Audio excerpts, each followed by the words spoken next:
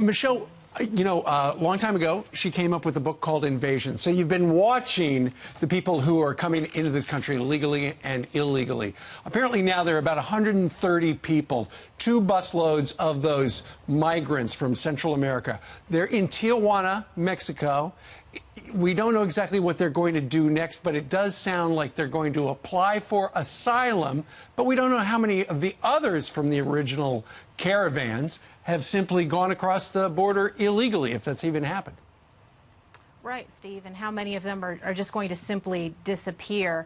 Really, the bottom line question that I have tackled for more than 20 years now is whether America is a nation of laws or a nation of outlaws, whether we are a sovereign nation or whether we are a sanctuary nation. And this is a very significant showdown.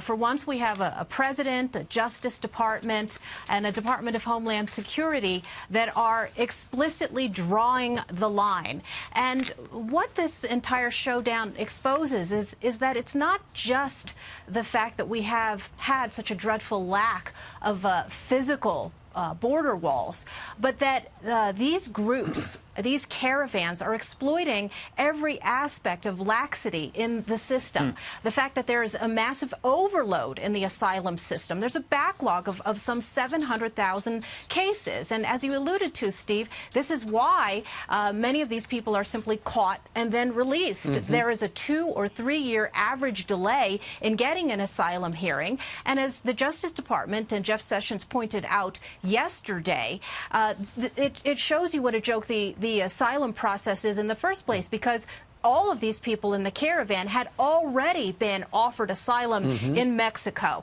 They do not qualify as the kind of persecuted, legitimate asylees that we should be awarding asylum to. But because of the time lag, while they're waiting for asylum, a lot of them could fade into the shadows or decide to do something else. And the catch and release program, are you confident, Michelle, that it will actually be ended? Can it be? Well, we do have a president who has firmly committed to ending it.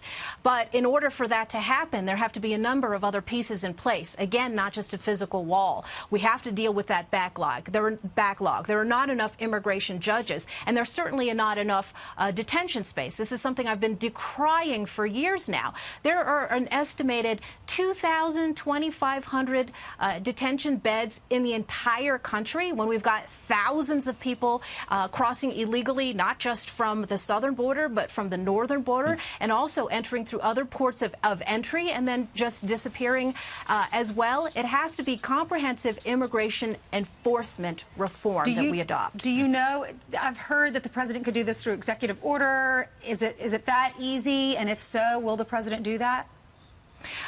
There are things that he can do by executive order, and I think those are in the works. But this is also a call for Congress to step up to the plate, because it has been pointed out many times that there are loopholes that Congress could address and haven't. Why is that? It's because these caravans of migrants serve a lot of purposes. They provide cheap labor to big business, and yes, that's both Republican and Democrat big businesses that do that, and also cheap votes to the Democrats as well. They're being exploited, and it's a sad thing. I harbor no animosity to people who are law-abiding otherwise, who are seeking a better lives. But the fact is that we've got a sieve that we are unable to discriminate between people who are here to do nefarious things and people who are here simply to improve their lives. Great point. Meanwhile, we wanted to play for you a soundbite we've been playing this morning, and it involves CNN's chief White House correspondent, Jim Acosta. He sat down for a roundtable with Variety, the entertainment newspaper, and let me just clarify. He's talking about, well, listen to this soundbite. He's talking about how the president, when he attacks the press with hashtag fake news and stuff like that, that is an act, Mr. Acosta says, but it impacts the Trump voter and supporter. Listen to this. The problem is that people around the country don't know it's an act. They're not in on the act, and they take what he says very seriously, and they take attacks from Sean Spicer and Sarah Sanders and what they do to us on a daily basis very seriously. They don't have all their faculties in some cases. Their elevator might not hit all floors. Okay, so the elevators might not hit all floors. He goes on to say the White House attacks on the press could inspire violence against some reporters, and that's his worry. Yeah, this reeks. Let's unpeel this rotten banana on so many levels. First of all, there is the, very common disparagement of Trump voters and their intellect and their abilities of discernment. And a bottom dweller, a basement dweller like Jim Acosta shouldn't be talking about anybody else's intellectual faculties. Number two, what is he really doing when he attacks the president for his criticisms and his very justified criticisms of the propaganda media, namely CNN and the collusion narrative network? What he's trying to do is delegitimize this criticism of the press to take this tool away from the president when he points out that they are spreading lies and falsehoods.